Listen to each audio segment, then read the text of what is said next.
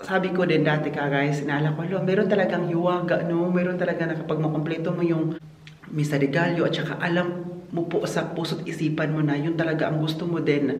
So, nagtimpla na pala siya ng kape sa akin. Ako magtitimpla pa ako. Sa, pakitas ka guys, wangi siya!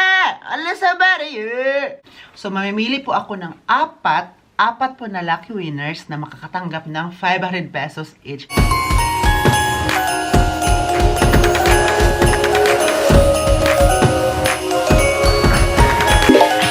Hi guys! Welcome back to another vlog! It's my Oliver Cagas Gaming Car. Guys, hello! Malapit na po talaga ang Pasko! Guys, malapit na po ang Pasko. Ano po mga ganap ninyo? And alam ko po ngayon sa Philippine Catholic, Roman Catholic, mga Catholic po ay nagmimisa de Gallo po. Alam niyo po, na-miss ko po mag-Misa de Gallo. Dati kaya sa Misa de Gallo. Nung umuwi din ako last 2022 po, ano po yun, Christmas ako umuwi. Nag-Misa de Gallo din po ako ngayon. Dati. At Misa de Gallo sa amin ay dawn ay yung, alam mo yung super aga talaga, di ba? Alas 3 ng umaga ay dapat po gumising ka na kasi po mag-start po yung mass ay 3:30 at saka malapit na yung simbahan sa amin kung saan ako nakatira.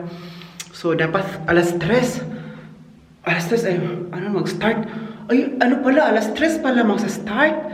So, dapat 2:30 ay gising na kami.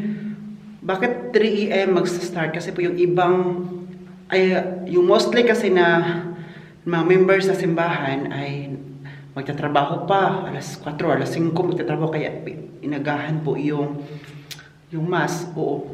But ngayon po, ay gabi na po ang mass, iniba na po kasi yung father namin ay, yung pare ay, ayun na ng maaga kasi po, nagkakaedad na, tapos kapag maaga ay malamig, hindi kaya yung lamig, tapos may nararamdaman na po na sakit, or nararamdaman na po, kaya gabi na po, alas 6 or alas 7 ng gabi po ang mass. Dati kasi, 3 AM ang mass, after mass, merong merienda.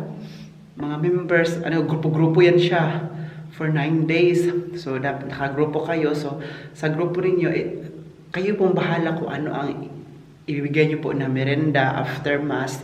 So, hindi nawawala ang kape, at may gatas, ayan, at saka hindi nawawala yan. Tapos kapag yung grupo, ang membro po ng grupo nyo ay nakaluwag-luwag po sa buhay, ay may iba may biko, may suman, puto, kutsinta, ano-ano pa ng mga pagkain. So ngayon po, kasi gabi na po ang mass sa amin, wala na po merienda. So sayang yun na naman sana ang pinunta ko doon sa church.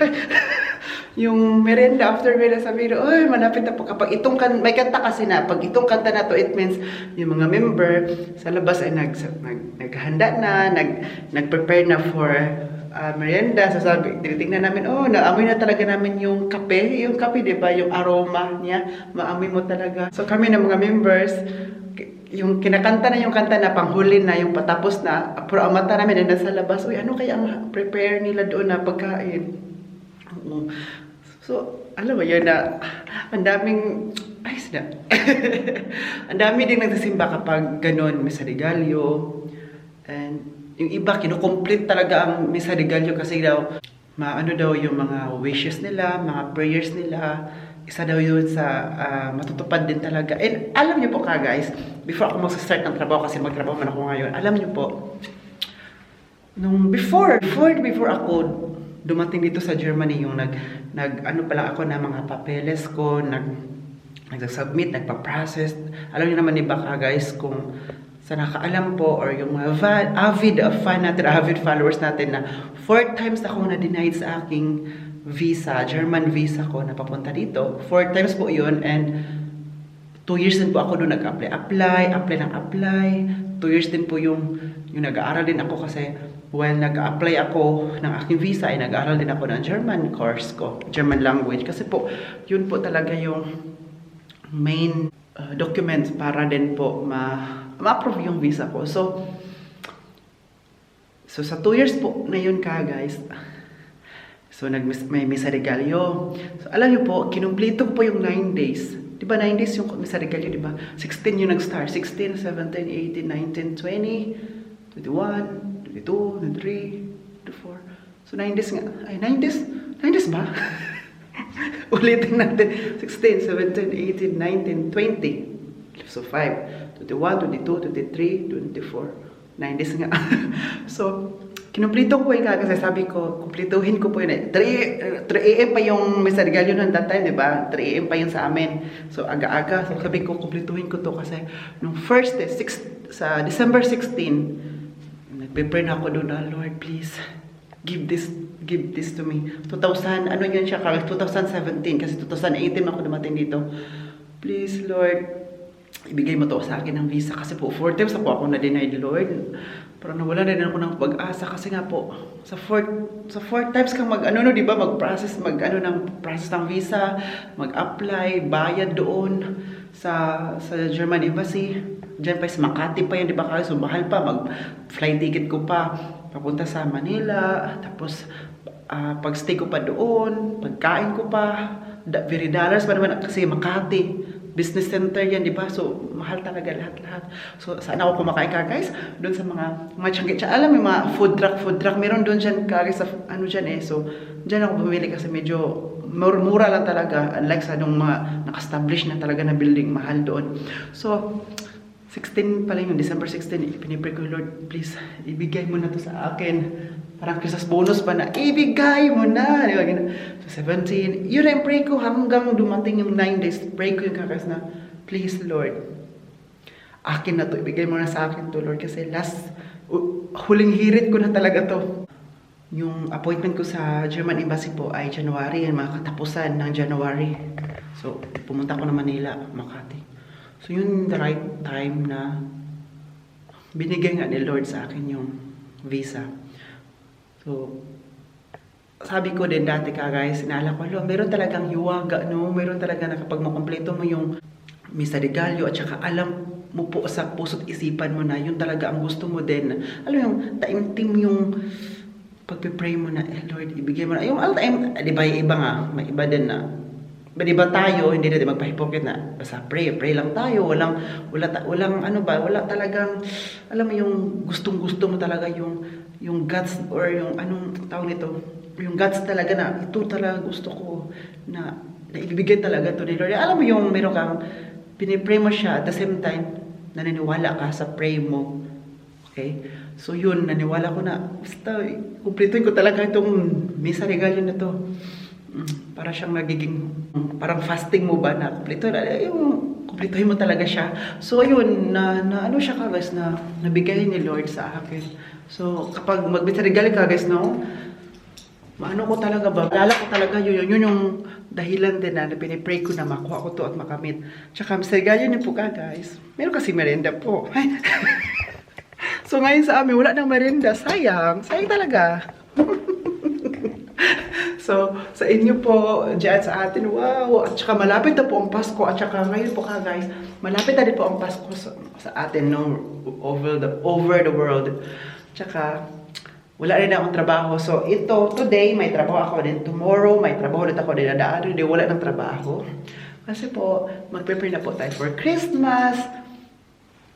Sa amin dito, so chill na lang yan ka guys, yung wala kaming stress kasi po ang hotel na to ay kino-close po ng aking parents. So magbubuk dito, pero sabi ng parents ko, wag, hindi tayo magtrabaho for Christmas kasi nga yung Christmas ay once a year lang yan ka guys, yung holidays once a year lang to.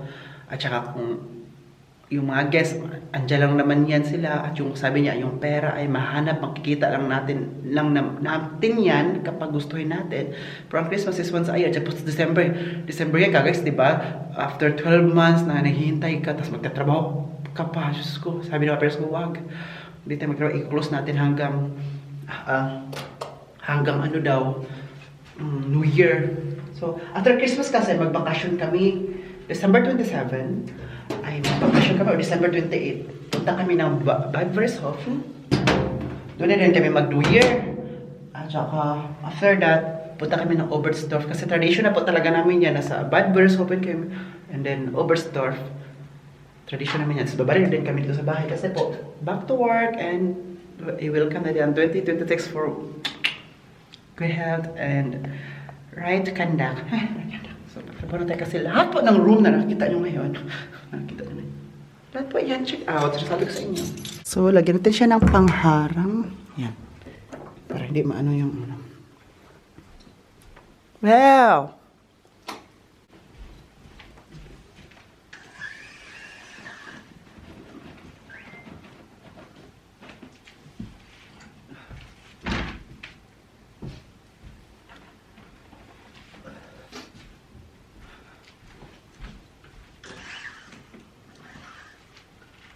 Ang lamig ka guys, pero kailangan buksan natin ang pintuan kasi po para makakuha tayo ng fresh air kasi po yung amoy dito ba amoy yung mga tao ng guys. So kailangan tinabas lang po natin yung mga amoy na yan. Shout out po to Ma'am Emilda Cabarles. Thank you po sa inyong suporta po at saka sa palaging panonood sa ating mga vlogs. Thank you and shout out po and Merry Christmas to each and everyone and Merry Christmas to you po and to your family po.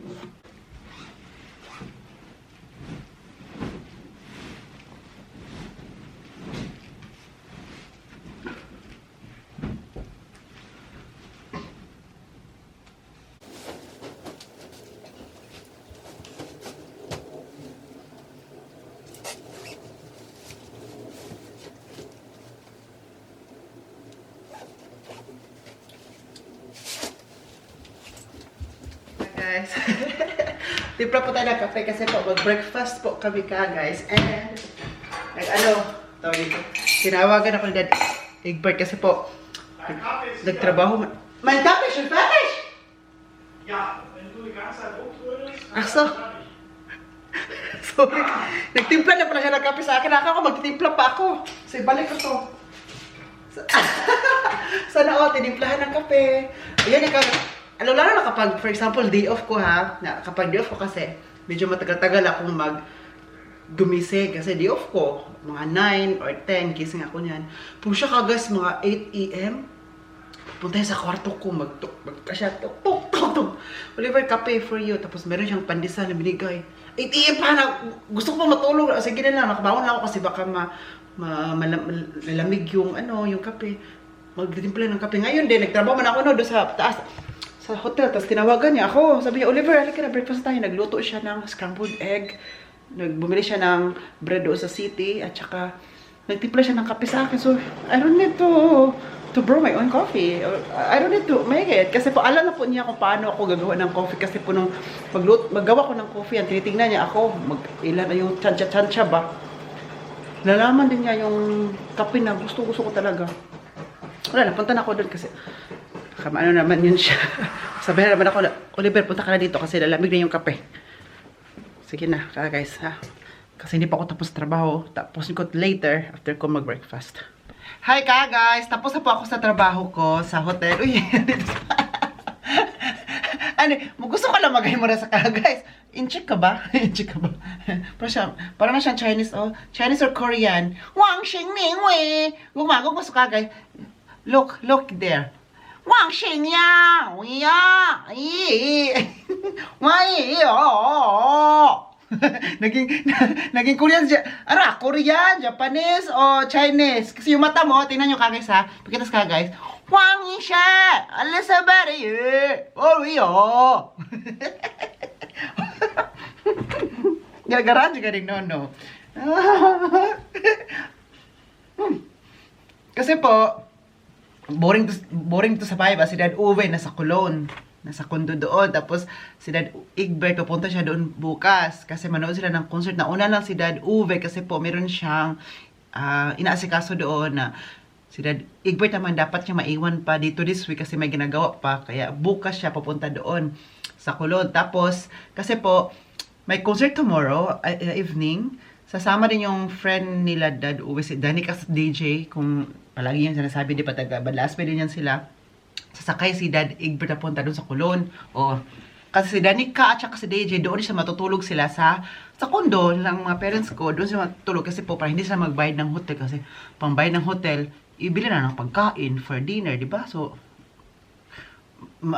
doble ang gasto ba? So, mga best friends man yun ng mga parents ko, kaya doon sila matulog sa sofa doon. Malaki yung sofa ba?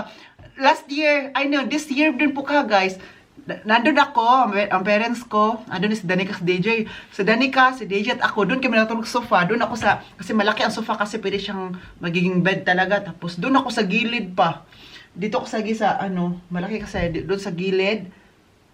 Sa mga paahan nila ako. Mga paa nila. Pero mas malayo pa. Pero paa lang yung side. Pero malayo pa ako sa kanila. To sila dalawa doon. Mag-asawa man yun sila kagay. So ngayon, pupunta doon sila tomorrow. At kukunin si Dad Egbert dito para sabay siya sa kulon. Tapos si Dad Ubi at si Dad Egbert sabay na sila uuwi dito. Hindi magdala si Dad Egbert ng sasakyan papunta ng kulon. Kasi po, isang sasakyan na lang pa uwi dito kasi yung car na nandun na kasi sa kulon dinala ni Dad Ubi. So, bukas mag-isa kami ni Auntie. Oo. So, ngayon po, meron day tayo ditong Advents calendar. Ayan po. Advents calendar or Christmas calendar. Opo. Or Weihnachts calendar. Tinatawag yan dito sa Germany. So, binigay ito ng parents ni Dad Uwe sa akin last November pa. Oo. Last week of November, binigay na niya sa akin kasi po, every year meron kaming Advents calendar kasi po, kahit bata ka ba, matanda, single, double, single, triple. Meron dito tawag na Advents calendar.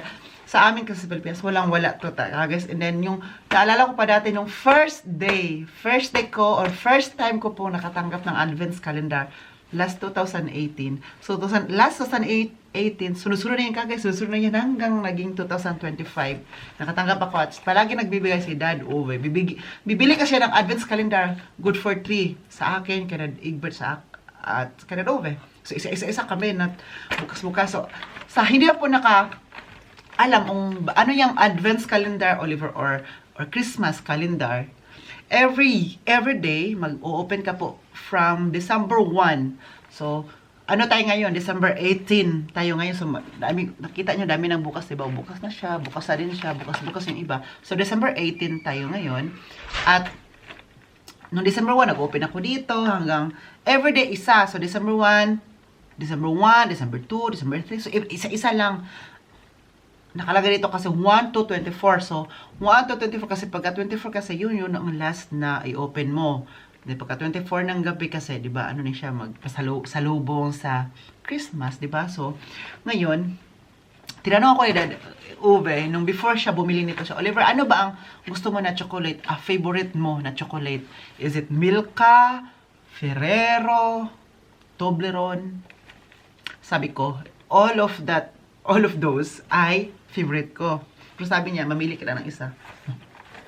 So sabi ko, I rather choose Toblerone. So, hindi, akala ko bibigyan niya ako ng Toblerone, like, wala ko idea na Christmas calendar pala ibibigay sa akin. Akala ko, ang bibigyan niya lang sa akin is Toblerone, like yung kinakain natin na Toblerone, yung normal na Toblerone, like, bibigyan niya ako kasi pinapili man niya ako. Kasi, si Dad Uwe kasi kapag pinapili ka, ang kasunod nun ay ibibigay niya. Kasi nga, pinipili ka. Alam nga na, papiliin ka niya, tapos hindi ka niya bibigyan, ito, laro lang.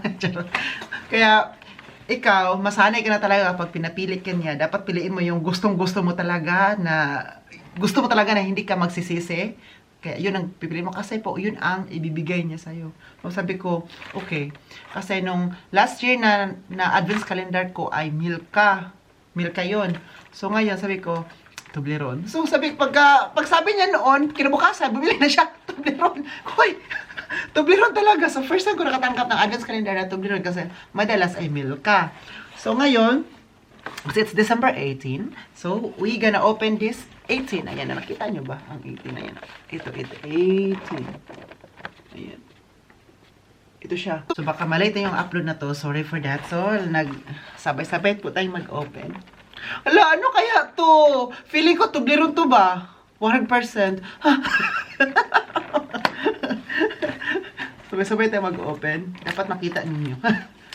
Ayan, tiyarang. Uy, Toblerone. Yay! Ito, oh. Maliit na Toblerone. So, kainin natin. Kasi, alam nyo, hindi ko pala nasabi sa inyo no, na yung first time ko po sa buong buhay ko nakatanggap ng advent calendar kasi sa Pilipinas parang hindi uso to sa atin, no? Feeling ko lang ha, correct me if I'm wrong, parang dito lang sa Germany ang mayroong ganito. O dito sa Europa. Hindi ko lang alam sa USA kasi hindi man ako nakapunta ng USA. Hindi ko lang alam ha, correct me if I'm wrong kung mayroon ba kayong ganito din po sa kung saan lugar kayo ngayon po. Please comment down below po kung mayroon kayong ganito para at least ma-learn ako at meron akong idea, meron tayong mga another knowledge, di ba? Kasi dito tayo because I want to learn every day.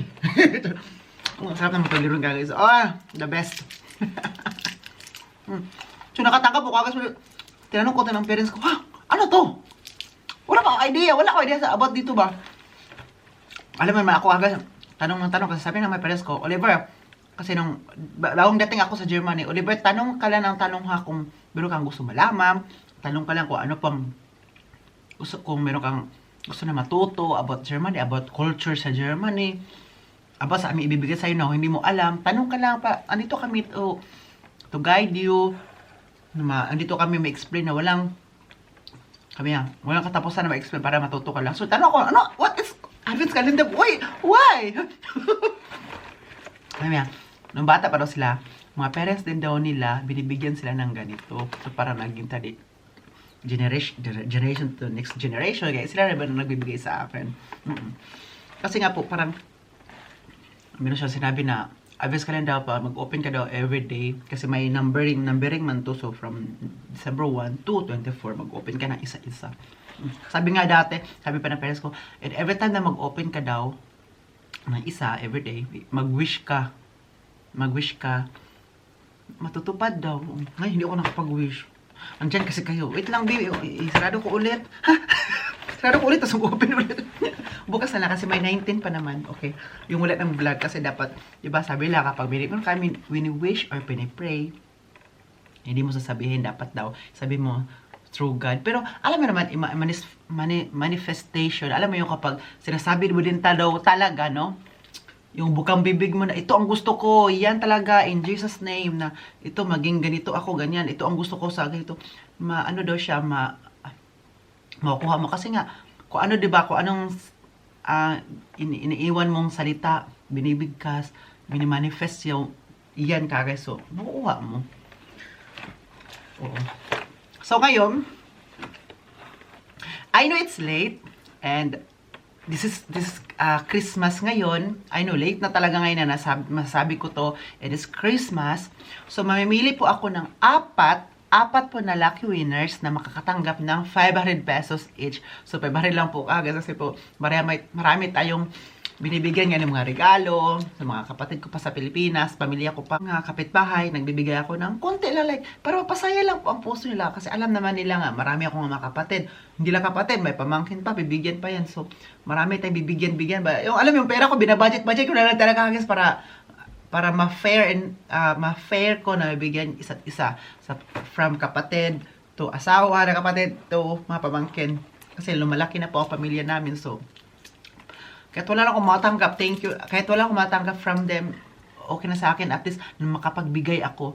Sabi nga naman ng iba, o sabi nga naman diba nila na mas masarap na magbigay ka sa isang tao na alam mo na hindi ka nila mabigyan ba, kasi nga the universe will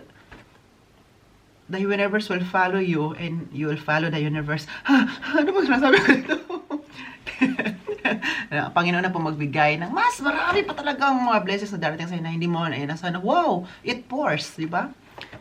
So ngayon po, sabi ko sa inyo kanina, mamimili po ako ng 4 na lucky winners na bibigyan ko po ng 500 pesos each. Sasagutin nyo lang po dito ang katanungan. So, what is the true meaning of Christmas for you? So, yun lang po ang inyong sasagutin po guys. And please don't be scared. Please po, like this video, and i-comment nyo lang po dito ang sagot. At at the same time, ilagay nyo din po ang Facebook name nyo po para mahanap ko po kayo sa Facebook. Kasi kapag ikaw ang manalo, i-chat po kita sa Facebook.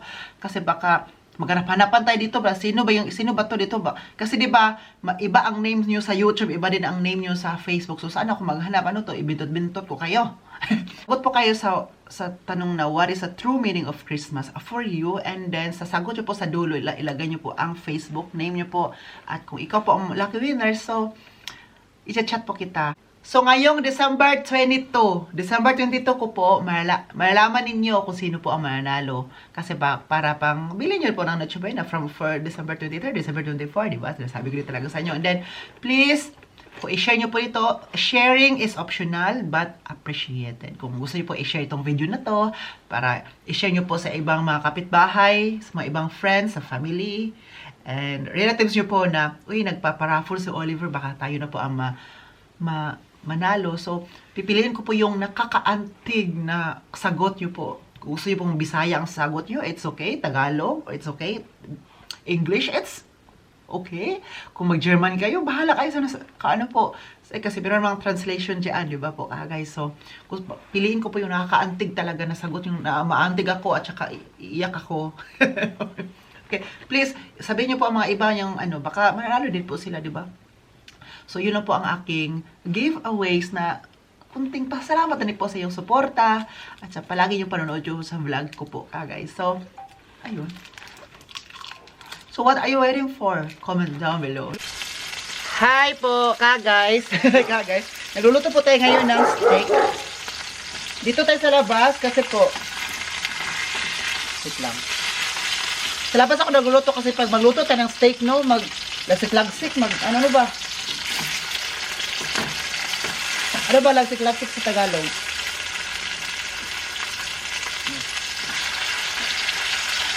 Yung mga matika, yung ano, yung steak, yung ito, sauce niya, ganun ba, parang fireworks, like, ayan po guys, dyan ako nagluluto. Kasi po, kung dyan ako sa loob ng bahay, tapos mahirap pa maglinis. Kasi kayo masos, magdikit-dikit dun sa mga wall, dun sa exhaust fan, ano pa dyan. Kaya nahirapan ako maglinis, guys. Uy, nahirapan ako eh. Kaya dito na lang ako sa labas nagluto para, parang fireworks lang siya na hindi na dapat linisan pa na. Ano ba yaya sa dyan, ande? Kaya ba? Kinain ko lang yung apoy. Ano natin? Po tayo. Kama naman pero. Binilhan kasi ako ng steak ni Dad Egbert. Kasi namalingki siya ba? Oliver, ano ba gusto mong bilhin na ulam? Kasi alam niya na wala ng ulam sa loob. Ulam na doon ako mga grocery, yung mga Filipino food ko. Ganyan, mapagana, Pinoy food. Yung mga sardines, corned beef, mga ano pa dyan. Ubus na ko, guys. Wala na nga akong sardines na yung mabilis natin mabili na dyan sa Filipino store o dyan sa Asian store. Merong sardines, pero ngayon ubus na talaga. Dati guys, napansin ko dati no, dami ko pa talaga dati ng mga pagkaing Pinoy, mga Pinoy food. Dami doon sa ano ko ba, yung sa pantry. Ngayon, nakaubusan na. Lata talaga na, wala nang pera. Naubos ang pera. Na ano talaga na, tawag nito, naubos na. Wala na. Kasi kinain man natin. Wala naman. Hindi siya naubos kapag hindi natin kinain.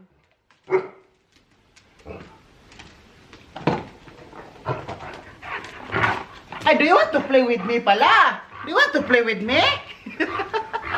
Do you want to play with me pala? Niluto ko doon, mapagod to. Di ba ako nagsandal lang ako isang lamig pa sa labas. Eh. Hala, si Ubi ba? Hala, si Egbert ba? Who's that? Ako, sabak kayo magluto sa kung ay, mapagod lagi to ron. Mapagod yung, masunog. Baka din yung alam ko ano yung mapagod, no? Masunog yan sa Tagalog. Mapagod ay, iba din yun. No? La. Sige, makialamig dyan alamig dito sa loob. Ay, sa labas ba? Ande ba? Nagluto ba ya ako? Ande ba? Very strong enough is the people, is the person, is the dog. Asa ba? Ay, napagod. Sunog na talaga. Sunog na gini, wala tayo kaunon.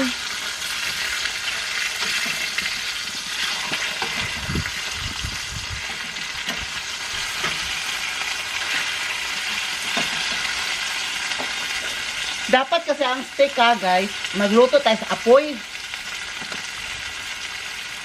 You know what I mean? Yung apoy lang ba? Yung sa uling, yun, masarap yun.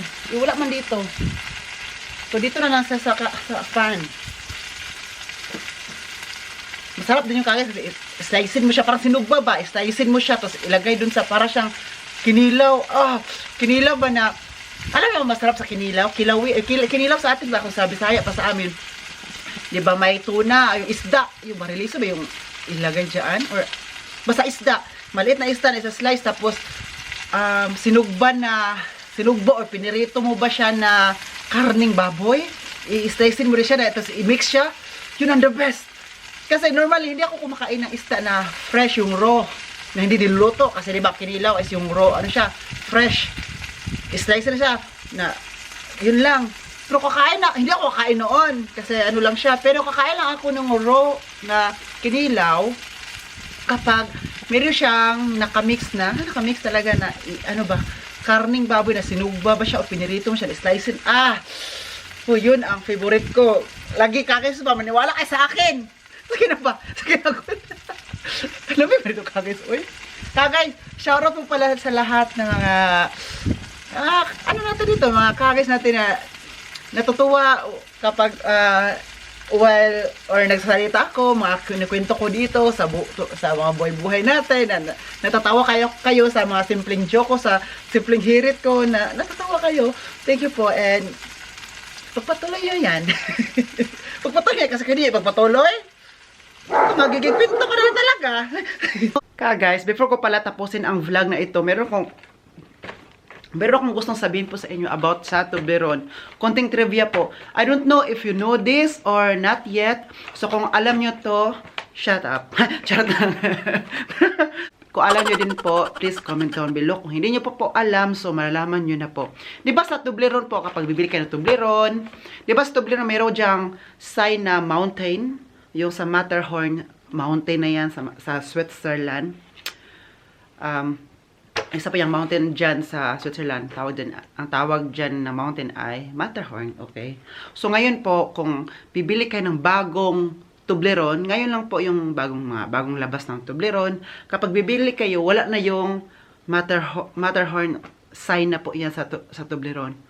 Bakit? Oo nga po, bakit? Nawala na po siya yung mountain na sign, nawala na po siya kasi po, ngayon, dati ay ang Toblerone ay ginagawa po talaga siya or made talaga siya sa Switzerland. Kaya nga po andun yung sign na yon. So ngayon, dahil po ang ibang Toblerone ay ginagawa na po siya sa Slovakia. Okay, ginawa siya sa Slovakia. Kaya po nawawala na po yung sign na po iyon. Okay, guys. Kasi po, meron kasing strict law ang Switzerland, yung Swissness niya po. Meron daw tinatawag na kapag hindi siya, yung Toblerone, kapag hindi ginagawa sa Switzerland, dapat wala yung sign. Kasi yun naman talaga ang sign ng Toblerone, di ba? Kung hindi siya doon ginawa, kung ginawa siya sa Slovakia, kukunin yung sign. So ngayon, yung Toblerone na yun, kung ginawa man siya sa Switzerland, ngayon, kunin pa rin siya. So ngayon, kinuha na talaga siya. Like, na-remove na po talaga siya. So ngayon, wala na yung sign na iyon, yung Toblerone. Kasi nga po, ba sa Switzerland is mahal. Lalo na kapag tourist ka sa Switzerland, super mahal. Hotel, pagkain, everything are expensive sa Switzerland. But worth it talaga po. Pasyal lang ang Switzerland. Though hindi pa ako nakapunta doon, but I hope some of these days po. Ngayon po, kapag meron kang company sa Switzerland, mahal po talaga siya. So, ang Toblerone, ang owner niya na si Simon Deleuze, wow, nakapag-graduate siya Oliver, ay may ginawa siya na ibang factory. So, Slovakia, sa Bern. Kasi nga po, doon siguro mas mura siya doon gagawin. So, kaya po, ni-remove na po yung mountain. Kaya, pagtaka ko, wala na siyang mountain. Wala na talaga siya. Wala. Toblerone lang nakalagay. Wala na talaga. And then, hindi ko po siya tinanong kay Dad Egbert. Kanina po kasi, nanood kami ng documentation about Switzerland. About sa snow ng Switzerland. Na super kapalang snow.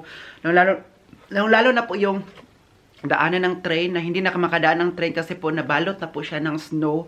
So, may ginawang documentation doon na yung daanan ng train, mayroong doong panglinis din yung kukuha ng snow para makadaan ang train ulit. So, ginawa siyang documentation about yung before pa, like 90s pa, 80s pa, na yun ang yung lilinisan ba hanggang ngayon din, and it's present time, present day. So, dahil po yun, pinakita din po yung Matterhorn. Yung sign ba ng mountain nung nasa sa Toblerone, sabi ni Egbert, "Uy, Oliver, yung mountain na yan yung nasa Toblerone." Siya, "Yes, I know." Charot. Siya, okay. So sabi niya, siya nagsabi nito sa akin, so i-share ko lang po sa inyo. Kasi nga, sharing is caring. So, sharing ideas ay dito. Sabi niya, "Alam mo, Oliver, ngayon sa Toblerone, wala na yung mountain na yan. Di ba yan yung sign, yung parang sign talaga na Toblerone siya. Yung sikat din talaga siya sa Toblerone na sa packaging niya. Wala na yun ngayon." So, na-shock ako. Sabi ko, "Ha? Why?" Sabi niya, kasi nga po, yung ibang Toblerone chocolates ay hindi na ginagawa talaga sa Switzerland. Yes, before, ginagawa lang talaga siya sa Switzerland, like made in Switzerland. So, or established ba? So, ngayon, sabi niya kasi may ibang bansa na ginagawa yung Toblerone kasi nga po, doon mura ang factory, mura yung cheap yung magbayad sa mga employees, mga kagamitan, baka doon yung time ba mas mura. So doon ang ginagawa ang ibang Toblerone, kaya ni-remove yung Toblerone na sign. So sa kanya ko inalaman, so I will share it to you guys. I don't know if you know this, but nung 2023 lang pala yun siya nangyari, but late lang siguro ako. I don't know, kasi hindi na ako bumibili kasi ng Toblerone. Hindi ako binibili for binibigyan. So hindi ko naman napansin na andyan ba ang mountain or wala. Hindi ko napansin, basta kakaila ko, open and eat. Ganun. So now I know na ano na natin siya kagis. Pero sayang no kung nawala yung mountain, kasi yun yung maganda doon. Hindi lang dahil masarap yung Toblerone, or sikat yung Toblerone, but at the same time, yung mountain kasi parang nilakihan na po natin. Wow, akala mo talaga, nung lumaki ako, makain ng Toblerone. Lumaki ako, baka guys, kumakain ako ng bubot, at saka Cloud9, yung Cloud9 na chocolate. Parang mahal yan sa amin. Sa amin, 6 pesos yan, or 5 pesos, 6 pesos. Pero makabili ka niyan, mayaman ka na. Sa amin, dati, oo. How much more kung makabili ka ng Toblerone? Like, super rich ka na talaga sa bukid. So, wala na, di ba? Wala na yung mountain. Siguro, makabili kayo ng Toblerone ngayon. Ano na yan siya, imitation. Yung packaging. So, guys, mag-end po ako ng vlog ngayon. And please don't forget to join our raffle, kasi po, para po yan sa inyo, hindi yan para sa akin, but para sa inyo, baka kayo na po ang manalo. Sa mga hindi nanalo, then better luck next year. Better luck next year po. So, mag-ingat po tayong lahat. At saka maraming salamat sa yung suporta. God bless us all, guys. Stay sane, stay safe, guys. At happy holidays. This has been Oliver Kagas Gamika, and then, cheers!